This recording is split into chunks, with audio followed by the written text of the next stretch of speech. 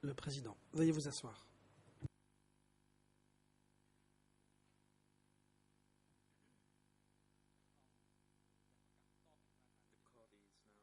Reprise de l'audience.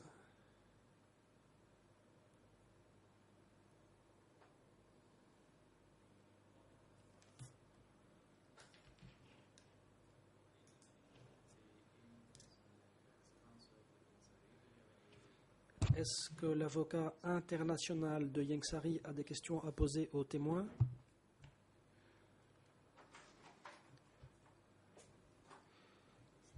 Réponse inaudible.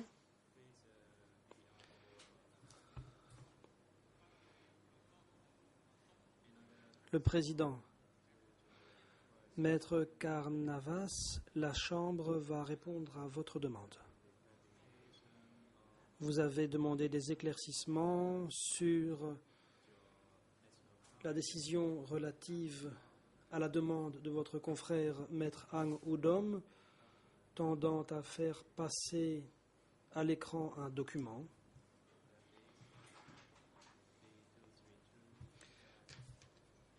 D232/21R. La Chambre s'est déjà prononcée à ce sujet, mais ensuite, la défense a demandé des éclaircissements en demandant en quoi se motivait notre décision. Nous nous sommes fondés sur notre décision en date du 7 décembre 2012, soit la décision relative à la défense au sujet d'irrégularités alléguées ayant supposément entaché l'instruction. Document E 221, 22 et 24/2 et 234/2 et 241 et 241/1. Nous vous renvoyons à l'exposé des motifs de ces décisions, en particulier au paragraphe 22 des décisions.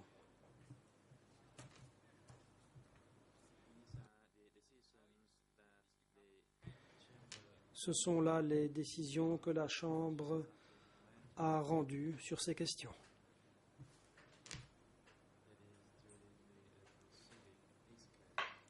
Dans le cadre des audiences qui se tiennent dans le cadre de ce procès. La défense. Merci, Monsieur le Président.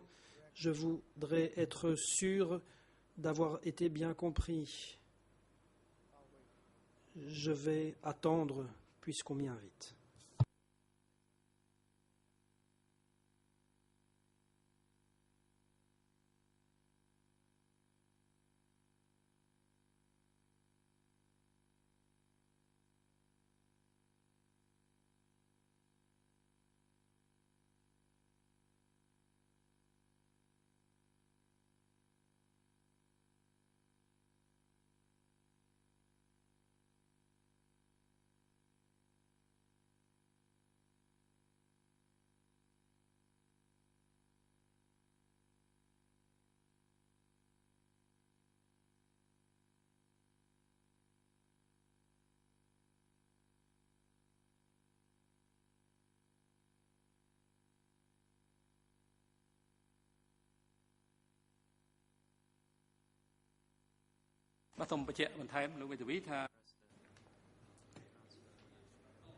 Le président.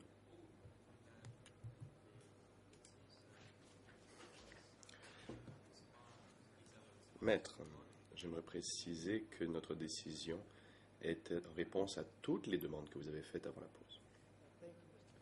Maître Carnavas, merci.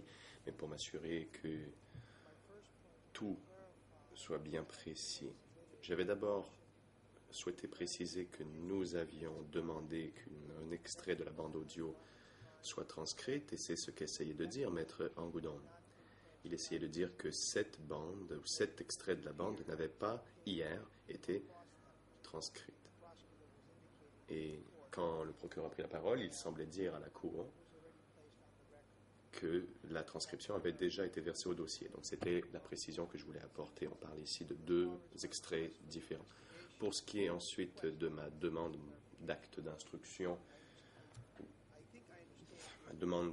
quand je demande à la Chambre de faire enquête sur quelque chose, je comprends votre décision, mais il est bon de rappeler qu'il s'agit d'une question différente. C'est un autre témoin. Ce témoin a dit que des notes ont été prises et c'est pourquoi j'ai demandé à la Chambre de faire les démarches qui s'imposaient. Et j'aimerais qu'il soit dit publiquement que pour chaque témoin qui comparaît, si nous découvrons que les enquêteurs les ont préparés avant l'audition, nous allons demander à ce que cela soit réglé, car en effet, la lumière est le meilleur désinfectant pour la vérité. Le président, merci, maître. Veuillez vous conformer aux décisions rendues par la Chambre. Vous avez d'autres recours. Vous pouvez faire appel de notre décision.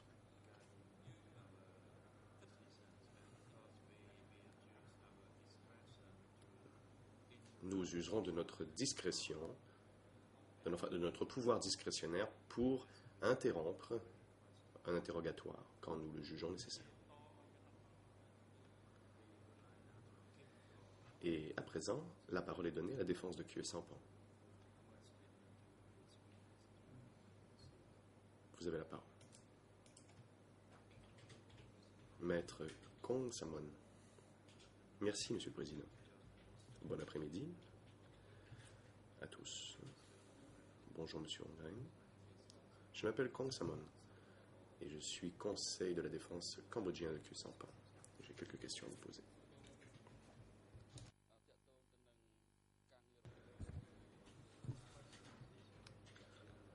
Tout d'abord,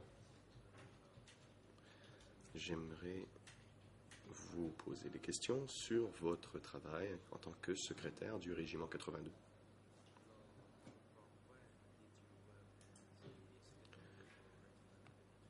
Pendant combien de temps avez-vous été le secrétaire du Régiment 82? À partir de quelle date? Réponse.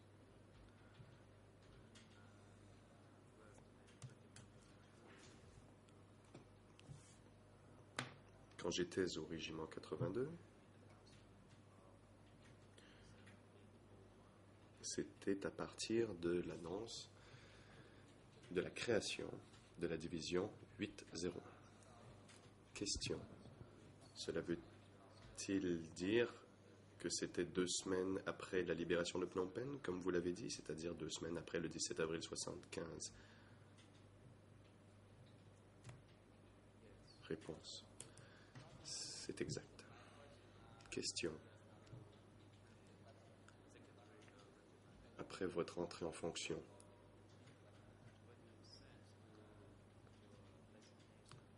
avez-vous été envoyé immédiatement à votre lieu de travail? Réponse. Comme je l'ai déjà dit, au Régiment 82,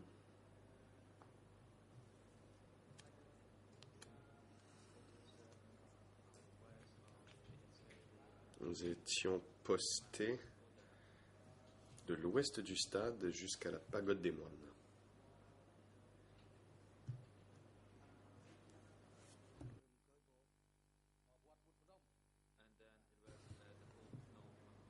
C'était la pagode de Phnom Penh. Question.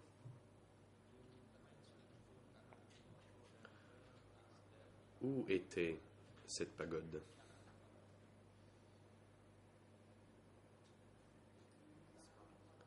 Réponse.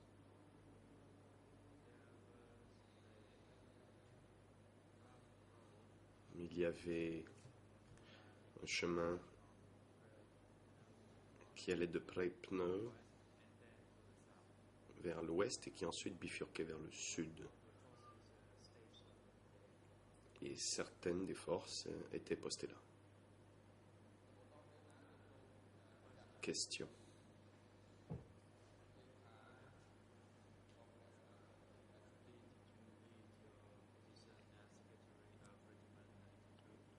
Quand avez-vous quitté vos fonctions en tant que secrétaire du régiment 82? Réponse: comme je l'ai dit hier, on m'a envoyé travailler à Burnside et j'y suis resté pendant 2 ans.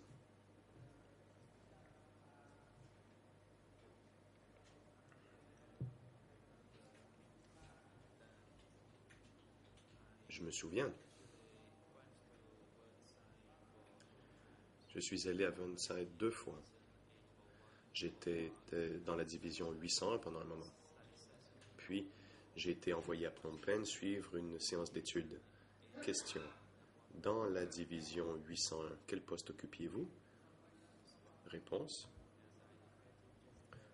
comme je l'ai dit hier,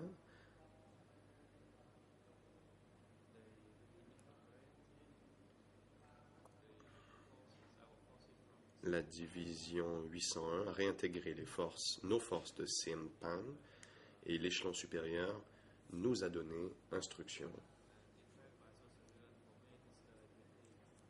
En fait, m'a dit que je devais rester avec Seul Saturn. Il n'y a pas eu de lettre écrite, mais il m'a dit que je devais remplacer 06 car 06 avait été envoyé au Mundulkiri. Question: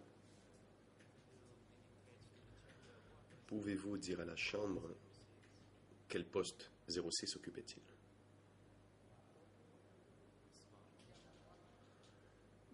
Réponse: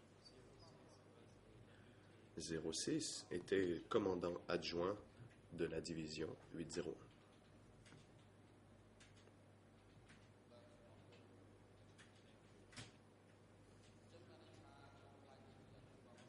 Question: cela veut-il dire que vous êtes devenu commandant adjoint de la division 801 quand vous avez remplacé 06? Est-ce exact? Réponse: en effet. Question: pendant combien de temps avez-vous occupé ce poste de commandant adjoint de la division?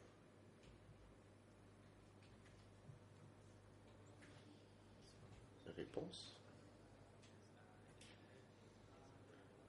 comme je l'ai dit hier, j'y suis resté pendant moins d'1 mois. Et, après, on m'a envoyé étudier à Phnom Penh. Alors que j'étais à Phnom Penh, je suis tombé malade. Question: avez-vous reçu des instructions spéciales quand vous avez remplacé 06?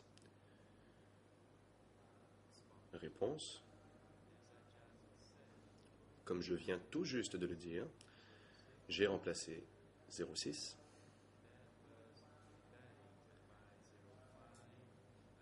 Et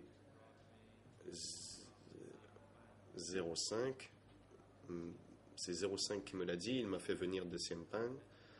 Il m'a dit que l'échelon supérieur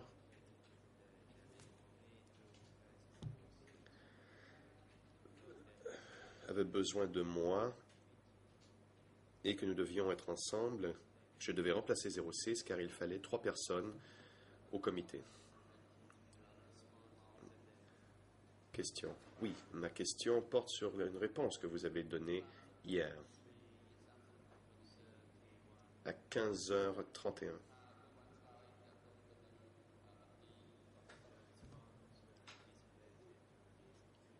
C'est une réponse que vous avez donnée sur le sujet des centres de sécurité.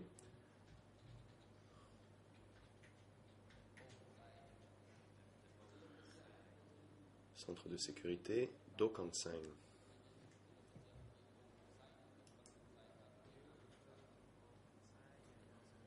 Vous avez parlé de Okansang et de Bangkansang. Mais quel est le nom? Réponse: Bangkansang, c'était à Toul en Long. Mais je ne savais pas précisément où Okansang était situé. Ce sont 2 noms différents. Mais il n'y avait pas de centre de sécurité à Bangkansang. Question: Donc, il n'y avait un centre de sécurité qu'à Oconsign. C'est exact? Réponse, oui. Question.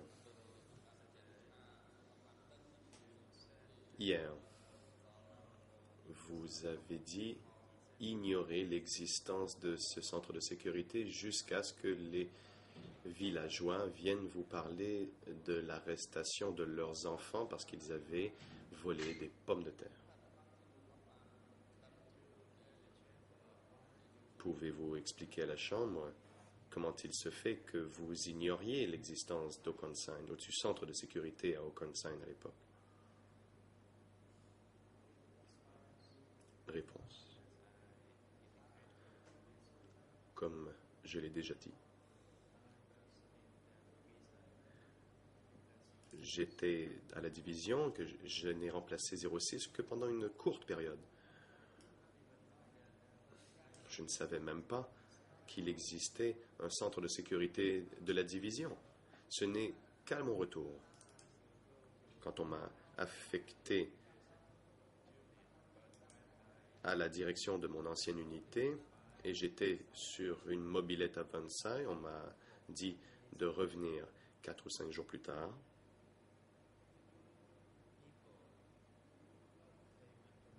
Des gens sont venus me rencontrer et me parlaient de leurs enfants. Et je leur ai posé quelques questions, et ils m'ont dit que leurs enfants avaient été arrêtés et envoyés au centre de sécurité d'Oconsign. Et c'est ainsi que j'ai appris son existence. Ces gens m'ont aussi dit que ceux qui avaient été emprisonnés là-bas avaient tué les gardes et s'étaient évadés.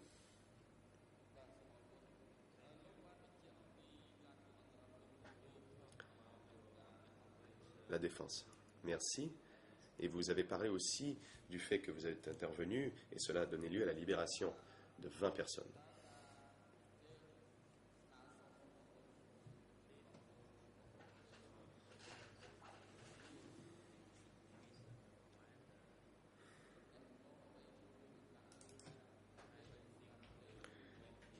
Est-ce que l'échelon supérieur a participé à la demande que vous aviez formulée au commandant de division ou est-ce que c'est lorsque vous avez présenté cette demande au commandant de la division qu'il a pris la décision de remettre ces gens en liberté? Question. Réponse. À son retour du champ de bataille, il est venu me voir. Et alors que nous discutions,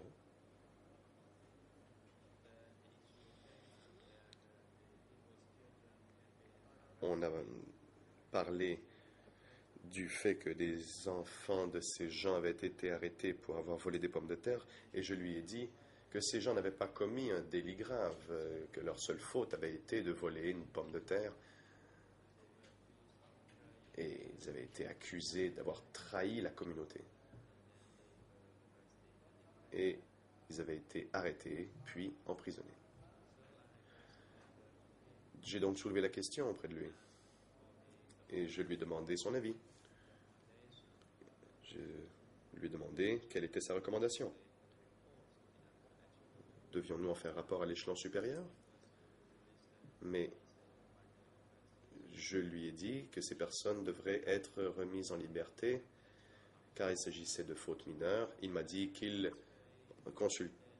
ferait une consultation auprès de l'échelon supérieur lorsqu'il revenait. 2 ou 3 jours plus tard, ces personnes ont été remises en liberté. Je les ai vus devant chez moi. Ils sont venus à ma maison et m'ont remercié de les avoir aidés. Et j'ai parlé et d'avoir parlé au commandant de division. Question. Pouvez-vous expliquer à la Chambre si le commandant de division a envoyé une demande à l'échelon supérieur ou a-t-il pris tout seul la décision de remettre ces gens en liberté? Réponse. Je lui ai présenté ma requête et lui a dit Après, il est allé à Versailles, et pendant ces 2 ou 3 jours, je ne sais pas si lui a transféré la requête à l'échelon supérieur. Tout ce que j'ai remarqué, c'est que quelques jours après son retour à Versailles, les gens en question ont été relâchés et ils sont venus me voir pour me remercier. Question.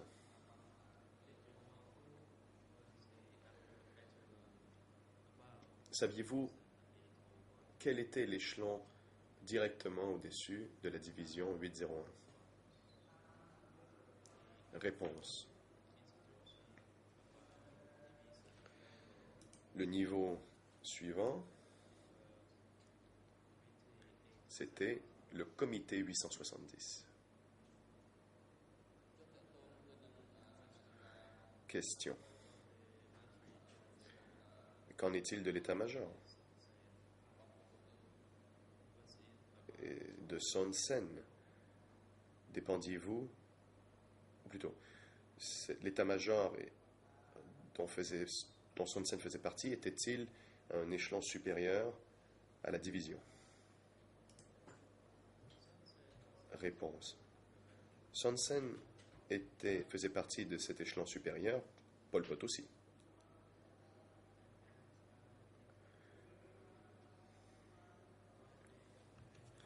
Je l'ai déjà dit, lorsque nous devions faire un rapport sur des questions militaires ou politiques, c'étaient les 2 personnes auxquelles les rapports étaient envoyés.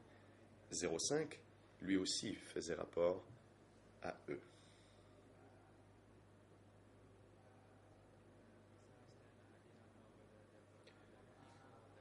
À part ces 2 personnes, je ne sais pas s'il y avait d'autres gens auxquels la division devait rendre compte.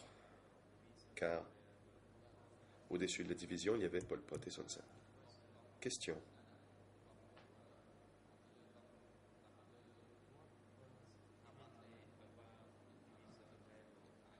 Quel était l'échelon directement au-dessus de la division? Le savez-vous?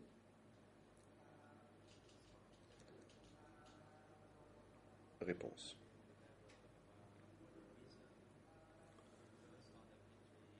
Du côté militaire, il y avait Son Sen qui était au-dessus du niveau de la division. Au-dessus de Son Sen, je dirais qu'il y avait Pol Pot et personne d'autre. C'était la chaîne de commandement telle que je la comprends. Maître Kong Samon, je n'ai plus d'autres questions. Je vous remercie, monsieur le témoin. Merci, monsieur le président. Mon confrère a quelques questions à poser au témoin. Le président, allez-y, maître. Merci, monsieur le président. Bon après-midi, monsieur le témoin. Je suis Arthur Verken, l'avocat international de monsieur Khieu Samphan. Ma première question est la suivante. Combien de temps avant la prise de Phnom Penh avez-vous été blessé?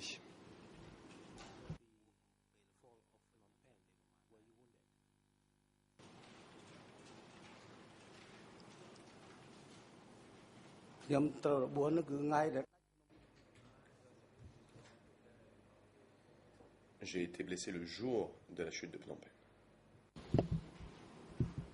Et quel était le type de votre blessure?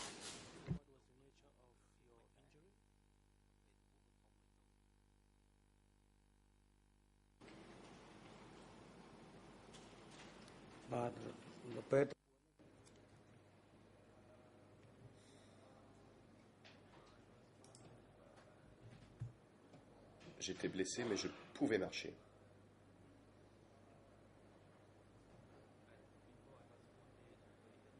Avant d'être blessé, nous avions progressé vers Ponche Ntong. J'ai été blessé à la pagode de Tang Khosang.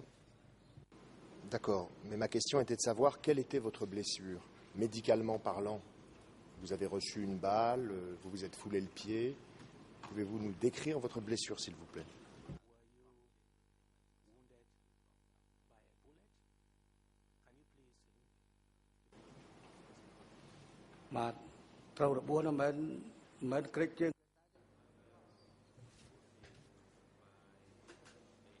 Oui, j'ai reçu une balle. Où ça?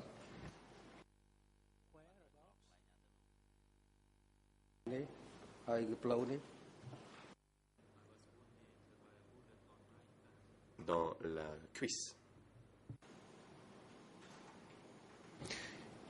Et après avoir été blessé, au bout de combien de temps avez-vous été hospitalisé? Le jour même ou plus tard?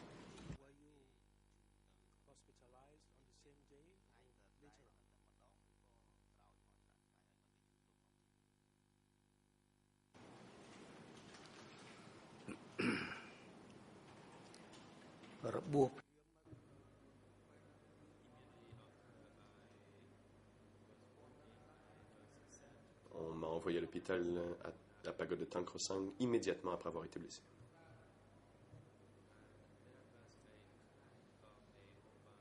C'était une espèce d'infirmerie ou d'hôpital du front, un hôpital mobile. Et vous allez y rester combien de temps dans cet hôpital mobile?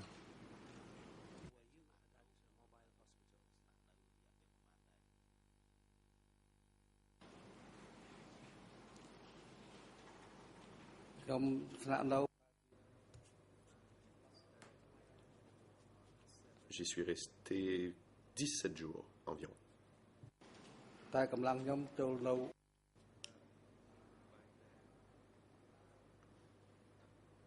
à ce moment-là,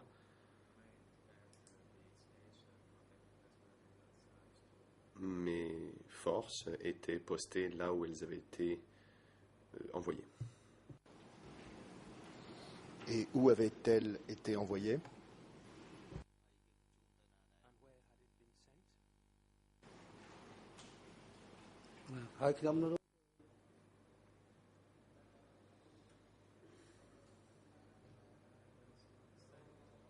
Je ne suis pas allé nulle part. Je n'ai pas été envoyé nulle part, plutôt. Mon adjoint est venu me voir et nous avons discuté des préparatifs préalables à l'intégration de notre régiment au sein de la division 801. Et aussi, nous devions préparer le moral de notre régiment, enfin de nos forces, pour le déploiement vers le Ratanakiri. Après 17 jours d'hospitalisation, vous faites quoi quand vous sortez de cet hôpital mobile? Vous allez où?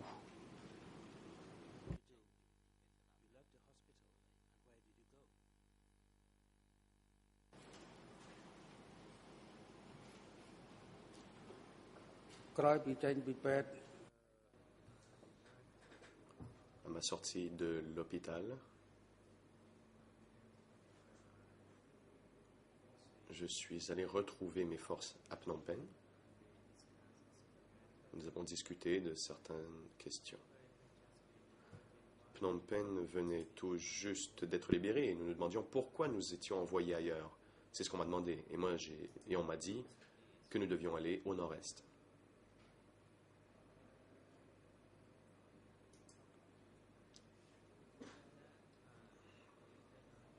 À ce moment-là, nous n'étions pas encore intégrés dans la nouvelle division. Nous faisions toujours partie de la brigade 11, mais on nous a dit qu'on allait nous envoyer ailleurs. Et les premières discussions que vous avez eues avec vos adjoints ou avec qui que ce soit d'autre à propos de la création de cette division 801, vous les avez eues lorsque vous étiez encore hospitalisé ou vous les avez eues après être sorti d'hôpital?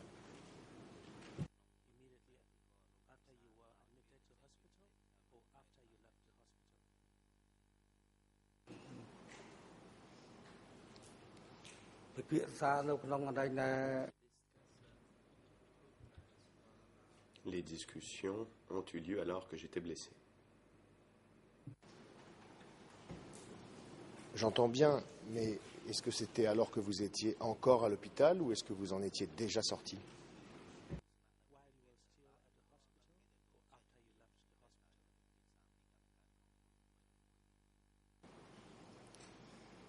ដោយខ្ញុំថា Comme je l'ai dit plus tôt,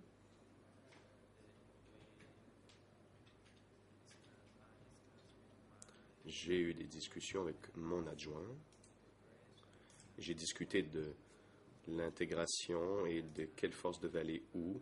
Et à l'époque, nous étions à Phnom Penh. Et il n'y avait pas encore eu l'annonce officielle de cette intégration. Écoutez bien ma question, monsieur le témoin. Je vous demande si au moment où vous discutez avec votre adjoint de ce projet d'intégration dans la division 801, est-ce que vous êtes encore hospitalisé ou est-ce que vous êtes déjà sorti de l'hôpital et vous avez rejoint vos troupes là où elles se trouvent sur Phnom Penh? À quel endroit êtes-vous? C'est tout. À l'hôpital ou auprès de vos troupes?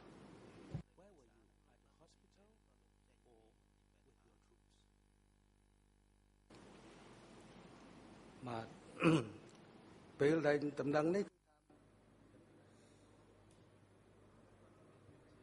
Mon adjoint est venu de Phnom Penh pour me rencontrer.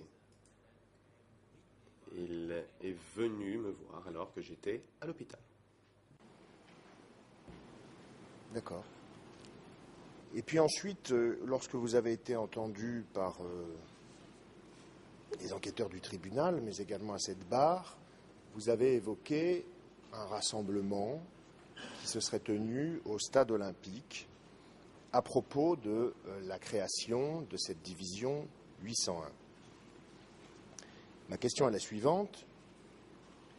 Au moment où vous assistez à ce rassemblement au stade olympique concernant la création de la division 801, vous êtes déjà sorti de l'hôpital, c'est bien cela?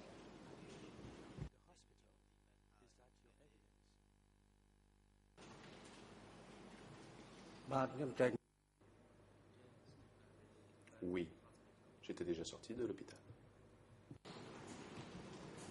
Et au meilleur de votre souvenir, c'est à peu près ce rassemblement au stade olympique concernant la division 801 a lieu immédiatement après votre sortie d'hôpital ou un peu plus tard? Est-ce que vous êtes en mesure d'évaluer sérieusement le temps qui sépare votre sortie de l'hôpital et le jour de ce rassemblement au stade olympique?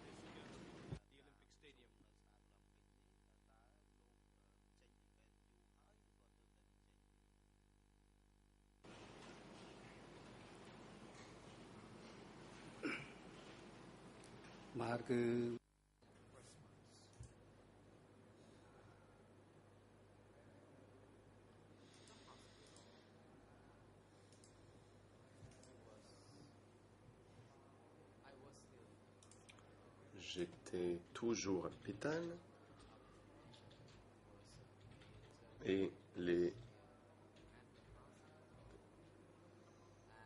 préparatifs pour la division ont été faits alors que j'étais encore à l'hôpital. Et comme je vous l'ai déjà dit, il y avait deux personnes à la division, une à Phnom Penh et l'autre était ailleurs. Donc, quand j'ai été blessé, ou même si j'étais blessé, les travaux ont pu se poursuivre car mon adjoint a pu faire le nécessaire même si j'étais à l'hôpital. Et le jour où vous allez au stade olympique pour assister à cette cérémonie ou à ce rassemblement, vous êtes encore à l'hôpital en fait, si je comprends bien ce que vous dites. C'est bien ça?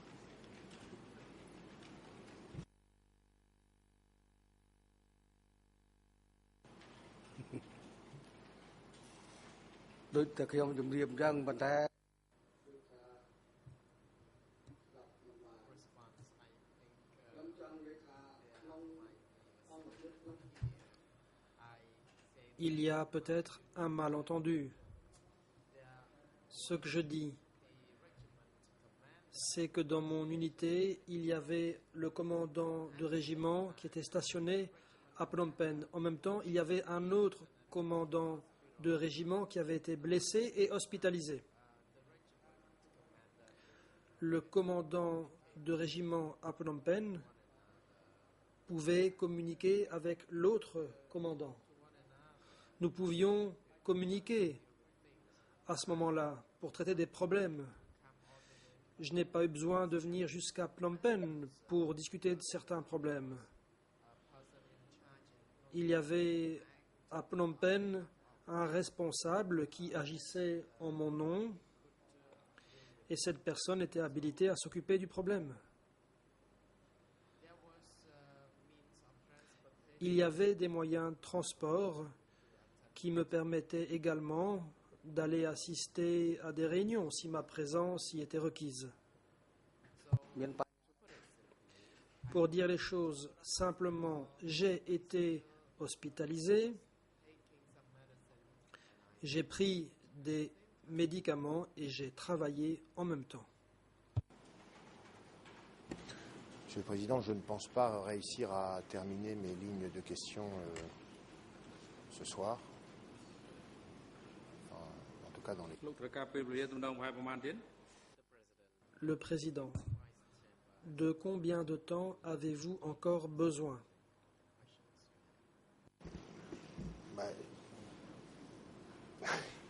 Je dirais au maximum 40 minutes, mais peut-être moins, j'espère. Mais voilà, j'en suis là. Mais je vois qu'il n'y a pas forcément une très bonne compréhension entre le témoin et moi, et je pense qu'il va falloir que je procède pas à pas.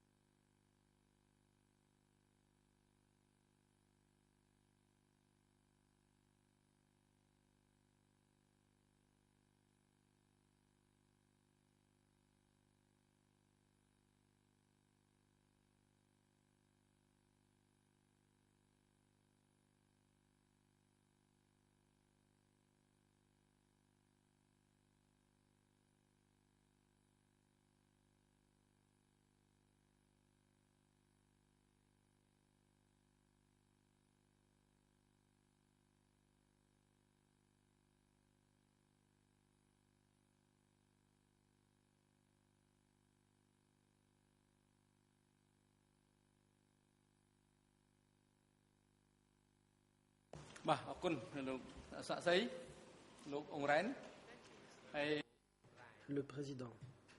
Merci, Monsieur Ongren.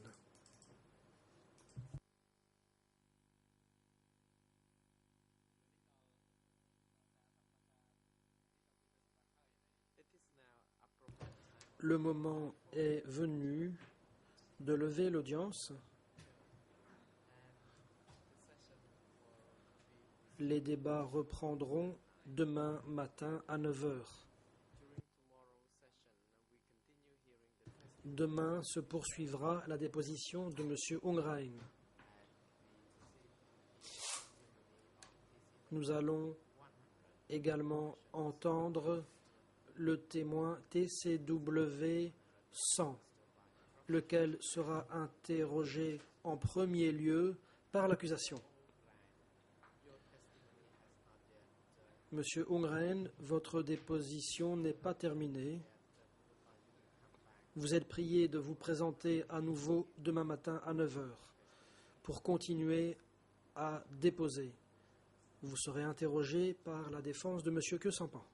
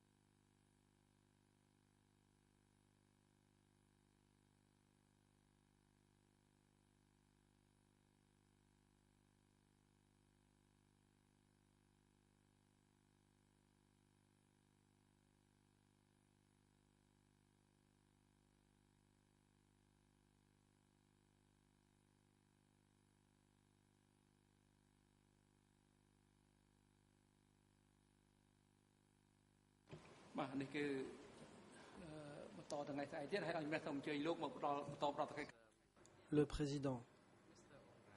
Monsieur Ungren, votre présence est requise demain également. Vous devrez vous présenter à nouveau dans le prétoire. Huissier d'audience, veuillez vous occuper de Monsieur Ungren d'ici à demain et le ramener dans le prétoire pour 9 h demain matin. Que les parties sachent par ailleurs que demain,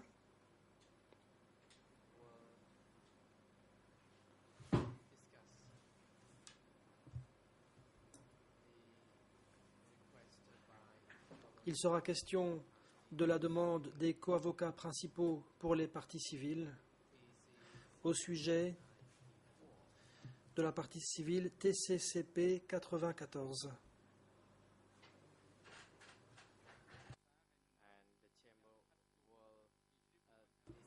La Chambre se penchera sur la question, la Chambre devra délibérer et ensuite elle annoncera si oui ou non elle a l'intention d'entendre la partie civile en question ou non. La juge Kortrait. Merci Monsieur le Président. Pour apporter une précision en anglais, les parties peuvent s'attendre à recevoir ce soir un message de la part de la Chambre. Nous n'avons pas encore pu délibérer. Il s'agit de la partie civile TCCP 94. Il en sera question demain. Merci.